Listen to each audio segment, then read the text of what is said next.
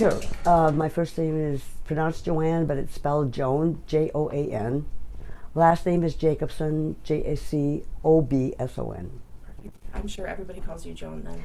I mean, I just did 5 minutes No, ago. I think my friends now, they realize and they call me Joanne. Perfect. Yeah. Good to know. It took a while, but Yeah. yes, I'm eventually. Keely. I get Kelly, all kinds of Sure. things. So Sure. that's why we always ask. And you? David Coleman, I'm Senior Legal Counsel with Great Lakes Justice Center. Wonderful. So obviously we're here. There was an incident last week. You know, this is the first time the public is hearing from you. This has been a big story, making national attention, leading into the election season. So, Joanne, from your perspective, let's just start. Take me through what happened. I know you've been to a couple other houses. What happened when you got to the Harvey's home? Well, I told her why I was there, and that I was out to urge voters to vote against Proposal 3 because it's a very radical, extreme proposal, worse than Roe v. Wade. And as soon as I mentioned Proposal 3, she got very angry, raised her voice, and she's going to vote for it. And during the whole exchange that I had with her, not even 5 minutes, she was angry the whole time. I tried to talk reasonable to her. I did not raise my voice.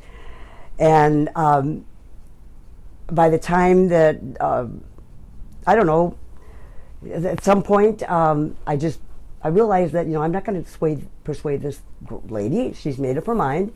And I think I would have left, even if she hadn't said, get off her property, to leave, which is what I did. What I did after she said, get off her property.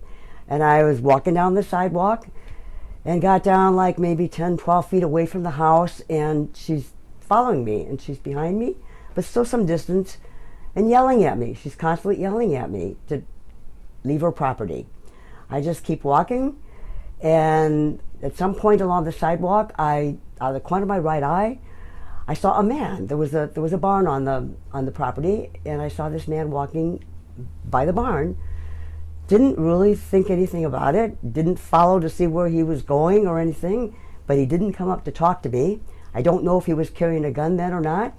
He went around the back and obviously was going to go up to their home.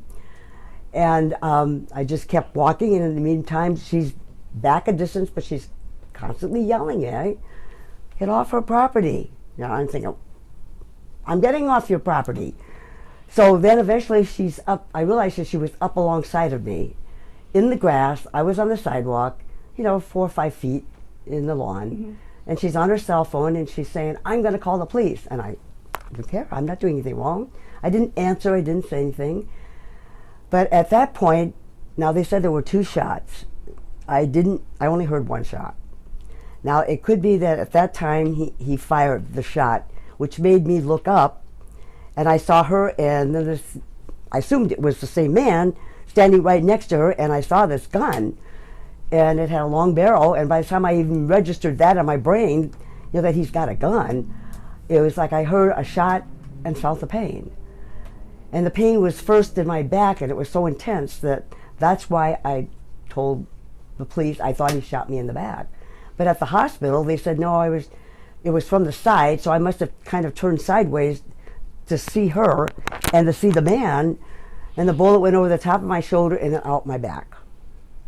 And I'm shocked. I'm stunned, and I'm thinking to myself, did he really shoot me? And he didn't say anything. She didn't say anything. I didn't say anything. I might have said out loud, I think I'm shot. I don't know. I think I just said it to myself. Mm-hmm. And just started going to my car. And as I was getting into my car, I happened to look out the window of the car, and they're both standing there looking at me, watching everything I'm doing, and I had this fleeting moment where I thought, this man's going to shoot me again right through the car window. He didn't, and I got in my car, and I wasn't having any more symptoms other than the intense pain, because I was thinking, am I going to be able to drive? It wasn't getting faint, it wasn't going to pass out, so I felt like it was safe that I get in my car, and I was just less than 3 miles from Lake Odessa, the town. And I thought as I was driving, I got to go report this to the police. So I went to the police station, and next thing I know, they're whisking me in an ambulance, and they're taking me to Butterworth Hospital. So you made a trip over to our neck of the woods then. I'm sorry? You made a trip over to our neck of the woods in Grand Rapids Yeah. then. I said to him, I wanted to go to Pennock because my doctor's over there, and they said, no, because Pennock wouldn't take me. They'd have to take me to Grand Rapids. Wow. So I guess in the moment, when you're in shock and things happen so quickly, it's hard to kind of remember and know what's going on. When you woke up the next day and you or I guess whenever you were first able to process what had happened, what were you feeling?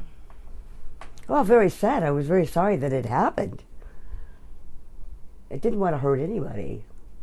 I'm not out there. I'm trying to save lives. I'm not going to try to take a life. Other than that, just, I don't know how to explain it. I was just couldn't believe this happened. In my local community, because I had gone out before. I've gathered signatures going door to door. I've also been a precinct delegate, and I've gone out and talked to, for the candidates. And yes, you run into voters that every now and then they don't want to talk to you. They're angry, and they let you know, and you say, okay, thank you, and you move on. Right.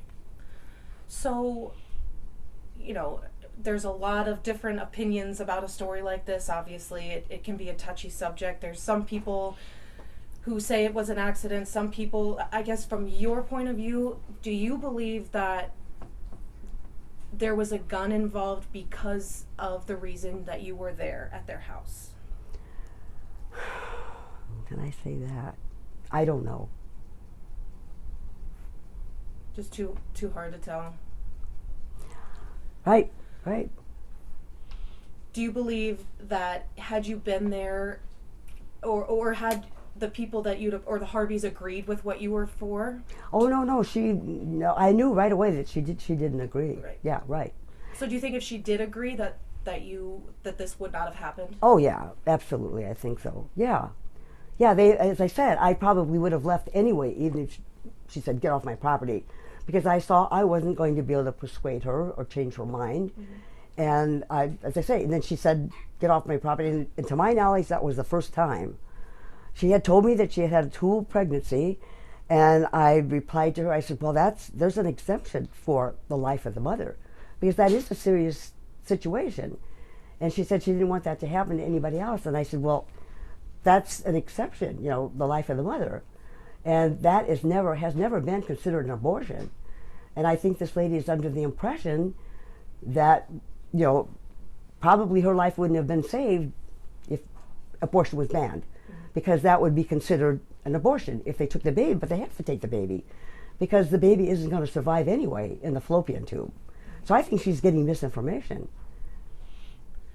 So, a lot of times we do these stories and we just get to speak to the attorney, and it's really kind of cool that we get to meet the person who actually experienced this, and Really? we appreciate you. Oh, really? Well, sometimes people, either they're, I guess afraid isn't the right word, but, there's misconceptions about. Well, I'm very nervous. I'm very nervous. Well, you don't seem nervous. You're doing a great job. Well, I'm nervous. But you're doing a great job, and we appreciate you, doing this. But I just wondered, why was it important for you to tell your own story? Why were you willing to come here, even though you're kind of nervous?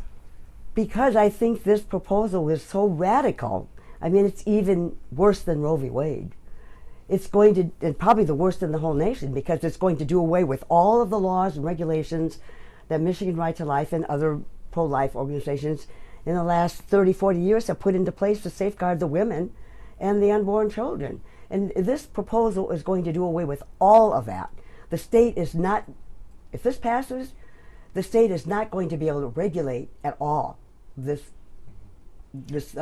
issue. And I think another thing you mentioned to me, maybe you could tell Keeley, right? Yes. That's how I get it right. I'll answer the news lady. You saw the report on channel, your competitor. Okay. And that, remember what you told me, that you didn't like the fact of how they were lying about what had happened and how you were being portrayed, and so you wanted to come out and tell your side after you saw them, right? Oh, right. So of all the statements that she made that I said, she had just two right. And the way I introduced myself, telling her I was with this coalition, that's what I said. And then one other statement she made, and I thought the rest of it was not true. We really didn't have much of an exchange, and it didn't last very long at all. that was on Channel 8, correct? Right. Yeah. Did you speak to them today too? Earlier, yes. Okay. Yeah. And did you ever yell or threaten or scream at her? No, not at all. And I didn't wave my clipboard. There's a story out there that I was evidently using that as a weapon, and that's not true. There's a lot of stories out there. That's one thing I've learned in this business. People will make things up, and that's, you know, that's what we Well, come one here said and- I drove myself to the hospital. Right. And sometimes it's hard, the initial reports, like even sometimes the police are like, uh-oh, it was to the police station, not the hospital. Or, Right. And the age has been wrong a couple times. I've been 82, 83, 84. Okay, so what is the age then? I'm 84. Okay, that's what I thought. Just wanted to double Yeah, check. I tell people it's Yeah. it's just a number. Yeah, 84 years young. Yeah, is what we'll that's say. right. We'll That's right. say it that way. So, for you, you know, you're kind of taking on the legal aspect of this, and I'd heard the radio guy asking you this as well. One of my questions: how can you explain someone, Mr. Harvey, not being arrested yet or in custody and just out there after this incident? Obviously, there's an investigation to Right. be had, but Right. I mean, there's an investigation going on.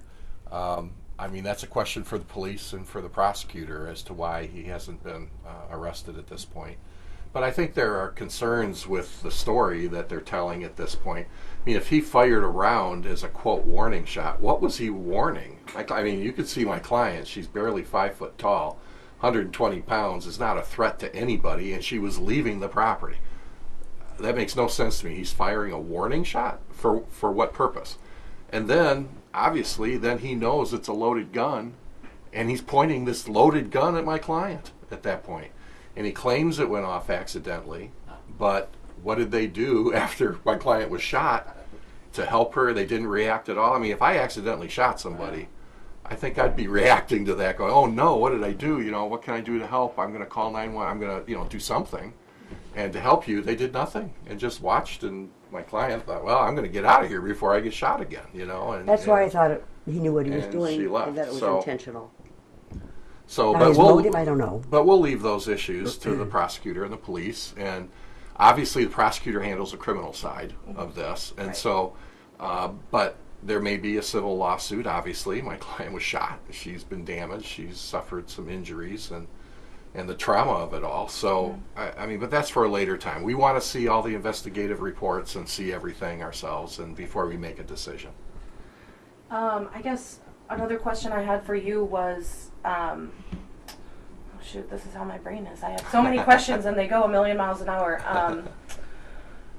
Oh, Evan, do you have any other questions for them while I'm thinking? So we were talking about, oh, I know what I was going to ask you. Obviously, you're not going to have contact with Mr. and Mrs. Harvey. Totally understandable. But if you could say anything to them, is there anything you would say? Boy, off the top of my head, I'd have to think about that. Totally Yeah. fine. Yeah. I mean, it was a question on the spot. I just Right. wondered, you know, sometimes Right. people, yeah. I mean, Well, I'm very sorry that it happened. Yeah. and we did try to talk to Mr. Harvey as well, just doing our due diligence as journalists. Sure. And he asked us to leave his property as well. So, because after Channel, He said he asked me to leave his. no, No, he no. asked us to leave. Oh, Yes, oh, yep, okay. I was yeah. going to say, oh, that's a new one. Yeah, because after Yeah. we saw Channel 8's story, Yeah. you know, but he asked us to leave and we did, and Yeah. that's okay. So, Sure. Yeah. but I I you guys to know that too. You know, Yeah, yeah. nothing. So not to feel so bad, huh? Well, and I just want to be transparent. You know, Yeah, like, sure. if you see in the story, so That's fine. wonderful. The one thing I Alright. was thinking, actually, Yeah. and maybe we covered this, I don't know, and you can look at her when you answer, but Mhm. this incident, will it prevent you from still going out and doing this in the future? Probably for right now. Yeah. But here's the thing: is that they tell you to go out in twos, not to go out alone. And I've heard videos of people who were even advising political candidates, and so I suppose you could say maybe it was a little foolish on my part. But that's what I'm telling my friends now, because I know a pro-lifer that's also now going out, because there's a lot of voters They do not know about this proposal. And take somebody with you and have somebody that's got a camera. I wish that I had a camera that I could have taken some pictures. I had a cell phone, but it was in my car. I hadn't taken it with. I never in all the years that I've gone out door to door in my community in Precinct 2, Odessa Township. I've never felt threatened like this before. You run into angry voters and they don't want to talk to you, and so they let you know and you leave. Where did This shoulder, the right shoulder. Yeah, it's toward the top of the Can right you see shoulder. the bandage? And then it came out just And below her, just right at the back. back here. Yeah. That must have been scary for you too. Almost very near the just spine. lucky, The 'cause you doctor just at think the about hospital it, told her she was right, very just- lucky because it was real close to Yeah, the spine. it was Oh, close to just- that's when just- they wanted me in the police department. They said, Yeah. So close. don't move, stay Right. straight, because they, at that point in time they didn't Right. know where the bullet was or anything. Or Yeah, but it went through. It was through and through. Yeah.